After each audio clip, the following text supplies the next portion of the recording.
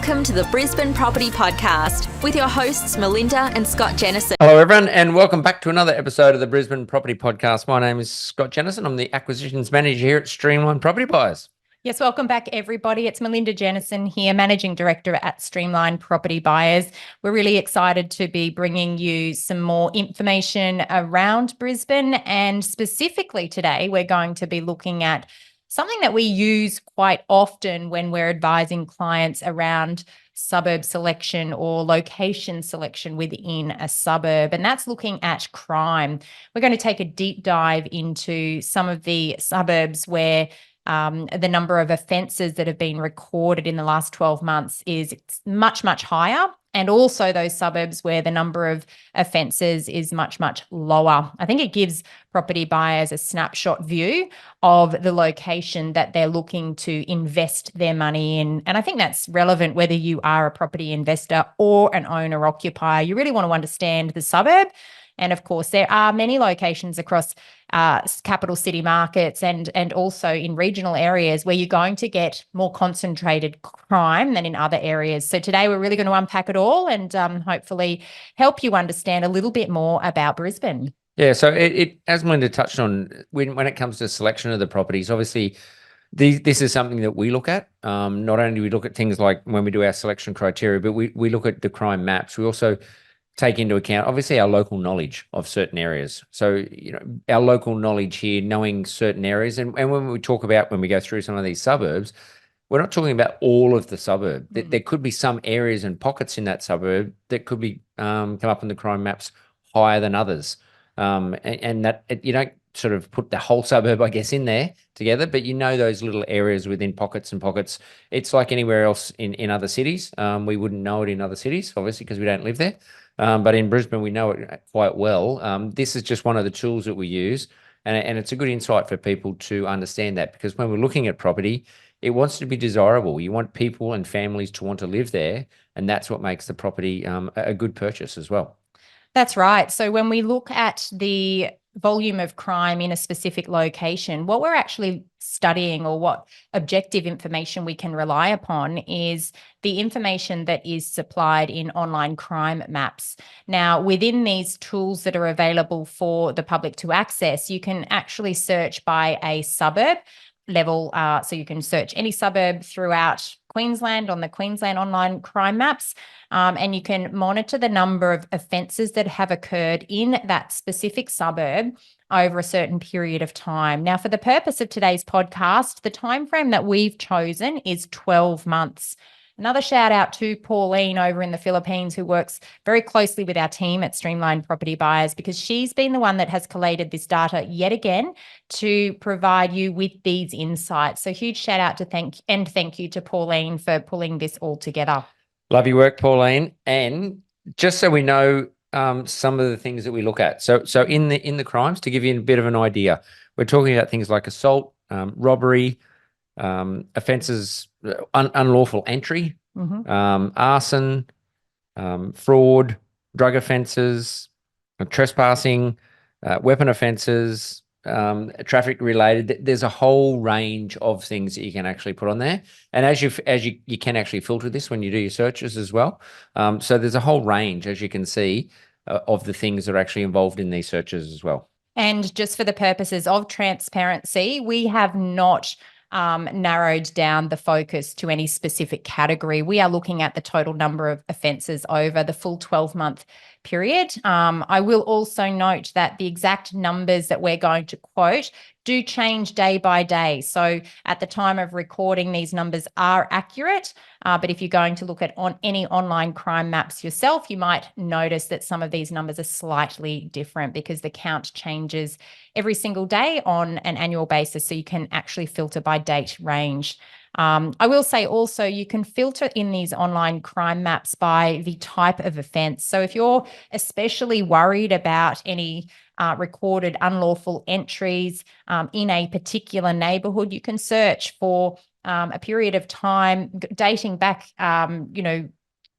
3 months, 6 months, 12 months, even longer, to determine whether the street that you're buying within has had any recorded offences in terms of break and enter, or drug use, or drug offences, or fraud, etc. So it's a really useful tool for you as a property buyer, whether you are a home buyer or an investor, to really understand a neighbourhood. And it's certainly a tool that we frequently use for our clients to provide very tailored advice.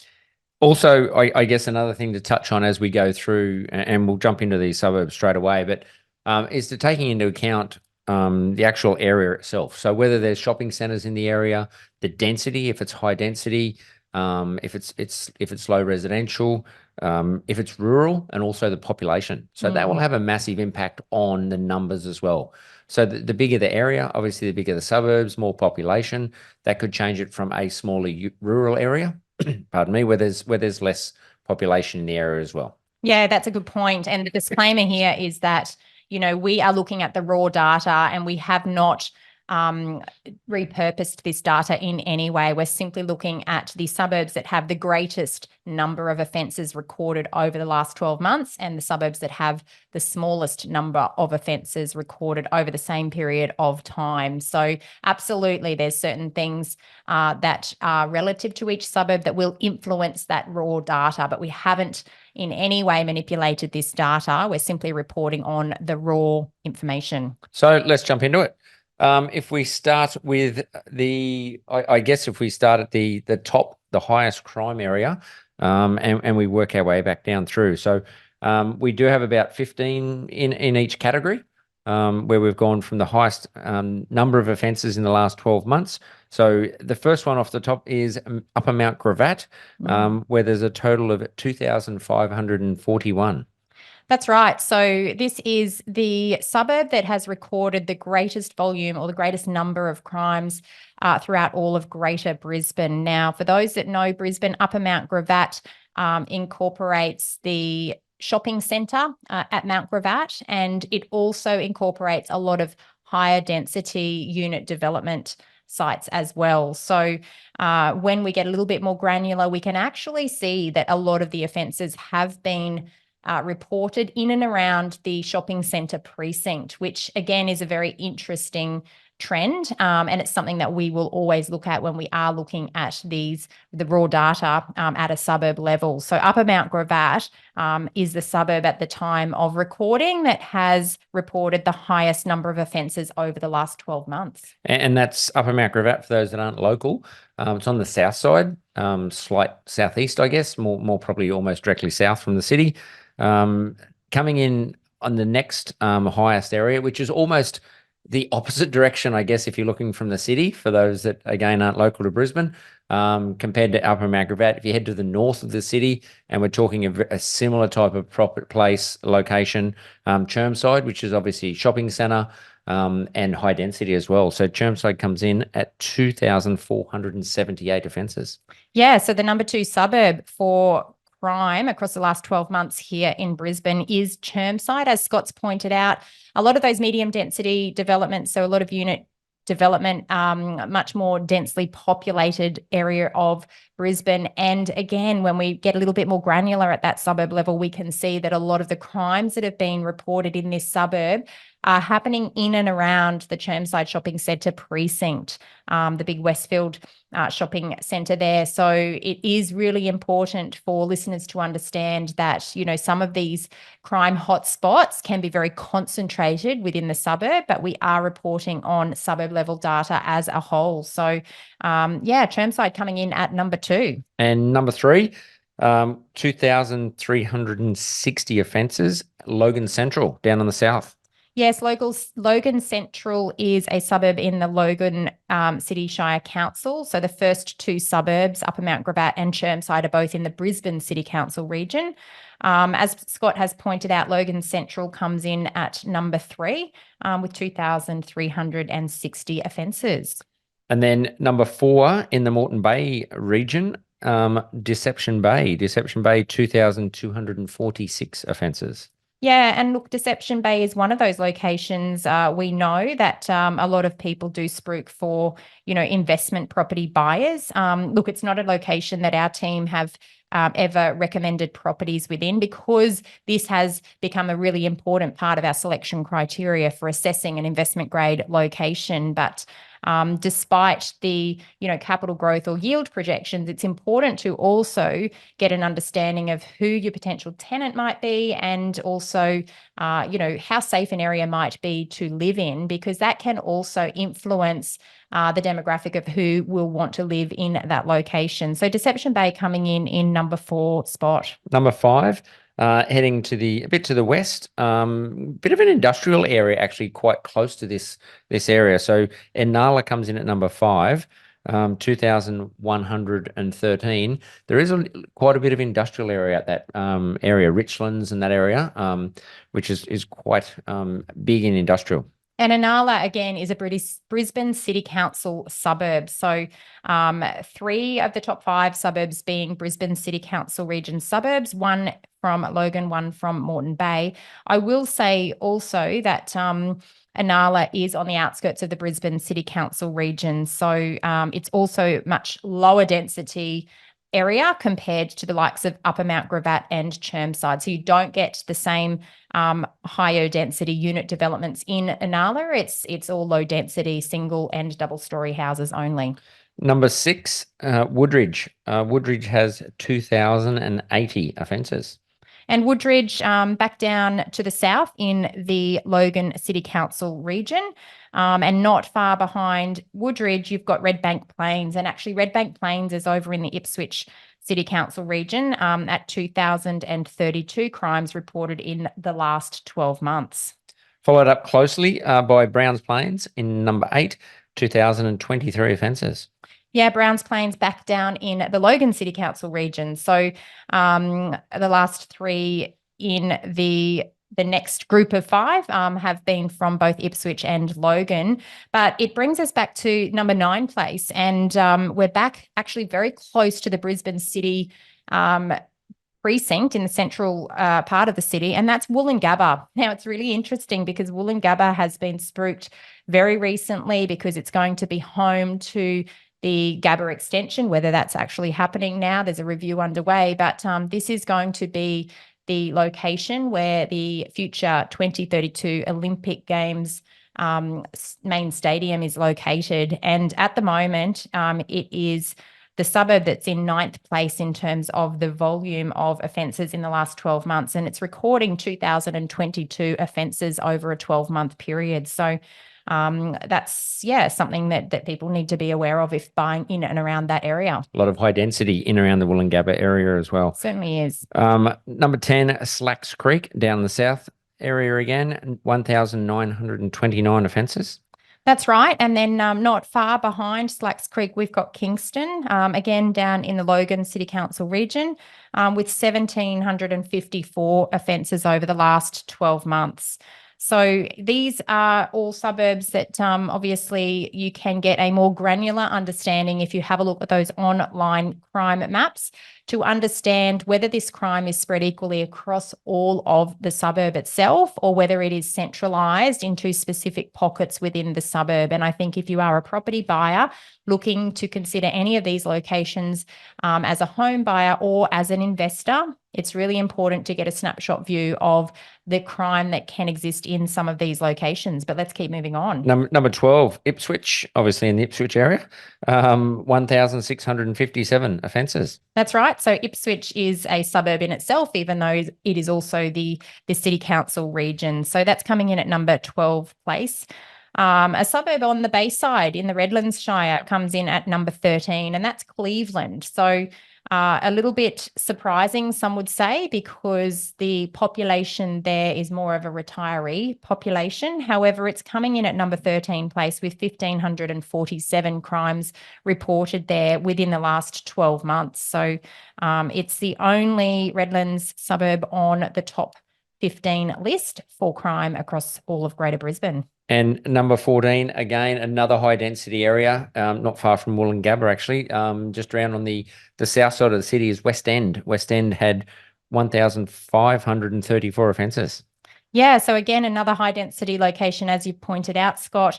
As we said, this is the raw data, so we have not made any adjustments for population size or the density of the living, but it does give you a snapshot view of the volume of crime that can exist within the walls of a particular suburb. And rounding it out, number 15 is Goodna, 1,531.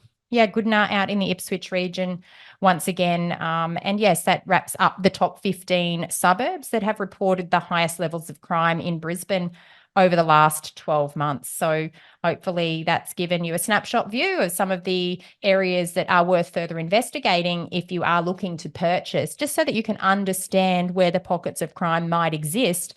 You can actually zoom right into an address to see whether you might be living next door to a property where there's been a number of drug offences recorded, for example, or you might be in a street where there's been a number of unlawful entries recorded in the last 12 months. It will give you an understanding of what that neighbourhood is like without physically visiting that neighbourhood before you even drive to the area, before you even step out of your car. So it's a good idea to start with the research tools that are available. And this is something that certainly our team will look at to get an understanding of an area before we visit. So if we jump to the lowest crime areas, what we might do here is go from 15 to 1 instead of going the opposite direction like we did just then. So if we start at number 15, and these are for the lowest amount of crimes, keeping in mind the last lot we had 2,000 from a range from 2,541 to 1,531. And if we go from 15 to 1, we've got Chelmer. And Chelmer is only 136 crime reported over the last 12 months. Yeah. So Chelmer is a location in the inner southwestern suburbs of Brisbane, just south of the crossing from Indooroopilly on the south side of Brisbane. Quite an exclusive area. So very low crime numbers reported. It's not a huge suburb by geographical spread either, and that can influence these results as well. But according to the raw data and the number of offences, it's the 15th safest suburb, if you wanted to put it that way, over the last 12 months across all of Greater Brisbane. Yeah, very low density in Chelmer as well. Number 14, 17 Mile Rocks, just a little bit further out than Chelmer. 17 Mile Rocks, 1,000, sorry, 100. Not 1,000. 134, I should say, apologise. 134 offences in the last 12 months for 17 Mile Rocks, again in the western suburbs, very close to Jindalee, again within the Brisbane City Council region. So those living in 17 Mile Rocks, certainly living in an area where there's been less crime reported over the last 12 months. Number 13, just on the north side, not far from us, is Gordon Park. Gordon Park, 131. Yeah, Gordon Park has a mix of low density homes as well as some low density units and townhouses, no high density within that location. Again, not a huge suburb by geographical spread, but very low crime, as you can actually see there. And again, even in these areas where there's very few incidents reported, very few offences reported over the last 12 months, when you are searching to buy a home in some of these locations or an investment property, getting more granular can really help you to understand whether it's a sprinkling of offences that have occurred throughout the entire suburb, or whether it's more concentrated to a specific street or even a specific building, because sometimes you will find that a block of units might record a lot of crime in a particular location, and yet everywhere else there's very little crime. So it's important, if you're looking to buy across the road from or next door to some of those more concentrated areas, that you are aware that offences have occurred very nearby. Yeah, and this next suburb, Ferny Hills, number 12, again, low density in the Ferny Hills area, 128 offences recorded. Yeah, and again, no units and townhouses in Ferny Hills. It is at the end of the train line to the northwest of the CBD, but in the Hills District, so a little bit elevated and further away from the Ferny Grove station. A very low number of incidents recorded, very much a family-dominated area as well. So not surprising given the demographic who live there. But let's go on to... And sorry, Ferny Hills is a part of the Moreton Bay area. It is. For those people. It's the very southernmost area. Ferny Hills, Arana Hills, that sort of area. So it is actually part of the Moreton Bay. Yes, that's important to highlight. Moving back into the Brisbane City Council region, so in the first 5 of the lowest crime locations so far, 4 out of the 5 are within the Brisbane City Council region. So coming in at number 11 place is Nudgee. So Nudgee is in the northeastern suburbs of Brisbane. Reported crime in the last 12 months, actually it's equal to Ferny Hills at 128 incidents. So very safe location if you're living out at Nudgee as well. Number 10, and this is where the rural side of it come in. So I talked about it earlier. So number 10 is Chambers Flats, coming with 127 offences. Quite a rural area. Yeah, and back in the Logan City Council region, so low density, very, much smaller population compared to the available land in those locations as well. So you would expect crime to be lower when you've got fewer people in a particular location. So again, just emphasising this is the raw data, but it does help you to get a snapshot view of the suburbs. So coming in number 9 place, we've back on the north side of Brisbane, in the Brisbane City Council region. It's actually a smaller suburb. So again, there can be some data anomalies in relation to this information, but Kalinga. Yeah, Kalinga, tiny little suburb actually, just on the north side there in Brisbane. Very desirable. A lot of Queenslanders in that little area, and backs onto some parkland and areas you can take walking in with the dogs and riding bikes as well. So despite being right next to parkland and right next to the Kedron Brook, 104 offences in Kalinga have been reported over the last 12 months. So very low crime compared to some of the surrounding locations. Number 8, out to the west a little bit more again, Middle Park is coming at number 8 with 100 offences. And Middle Park is, on the southwestern corridor, heading out the Centenary Freeway. So very low crime in that area as well. If we keep going out towards Ipswich and even beyond, we're going to reach Boonah. Now, it is in the Ipswich City Council area, but it's more country than city, if you want my opinion. 91 crimes or 91 offences recorded in the last 12 months. So very safe area if you're living out at Boonah. And then number 6, we've gone out to the water edge out in Moreton Bay area, Shorncliffe. Shorncliffe had 91 offences. Yeah, and again, another very small suburb. So again, it can be relative to the size of the population and the number of properties or the square metre area of the location, but very low crime in Shorncliffe as reported by the raw data, with only 91 offences over the last 12 months. Number 5, we're out to the west a bit more again. We're going to Moggill. So Moggill's coming at number 5 with the least amount of crime or offences reported with 82. That's right. And following on from Moggill, you've back into the Moreton Bay district in the southernmost areas. You've got the Upper Kedron, the suburb of Upper Kedron. In fact, it's in the Brisbane City Council region. 61 offences in the last 12 months reported in Upper Kedron. So a relatively new area, still building a lot of new estates out in that particular location. But 61 offences recorded over the last 12 months. So very low crime in that particular location. And then top three. So number 3 in the Moreton Bay area, Cashmere. Cashmere comes in 53 offences. That's right. Pretty safe at Cashmere. Again, it's more acreage living, so large lot living. Potentially there can be some association with that because it's not as densely populated.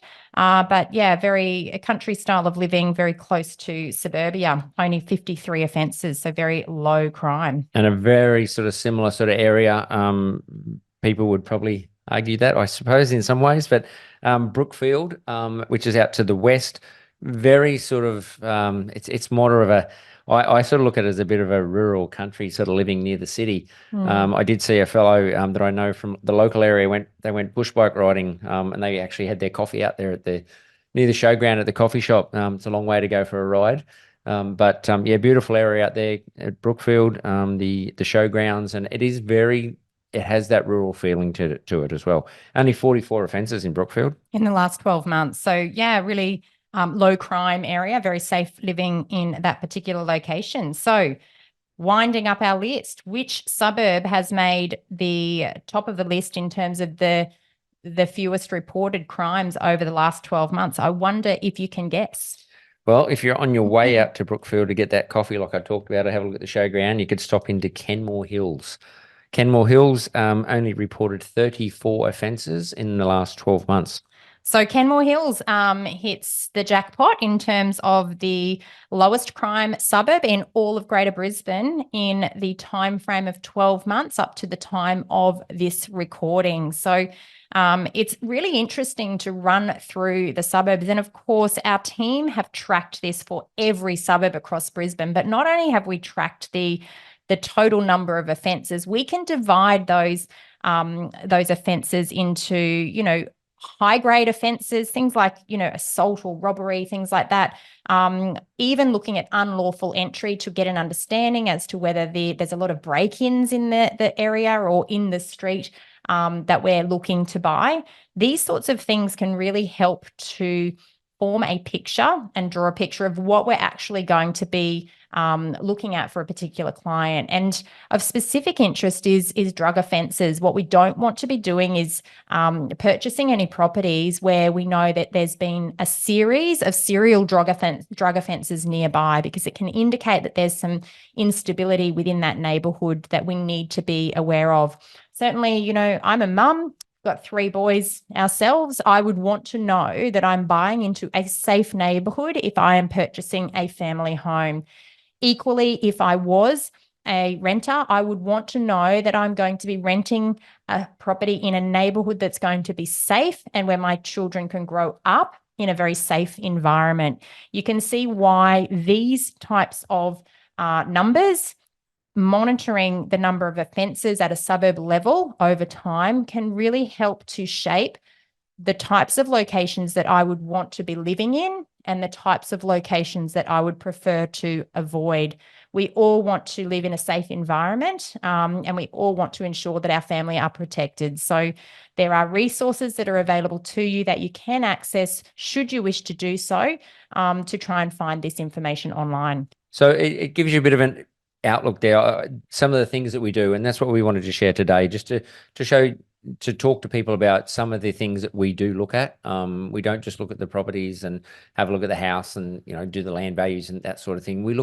We get right into the nitty-gritty and we start to look at these sort of crime maps and make sure it is a desirable place where people want to live. So there's a lot of information that we do behind the scenes. We thought we'd share that today for our listeners to get an understanding of just one of the things that we do here at the team at Streamline Property Buyers when we help our clients.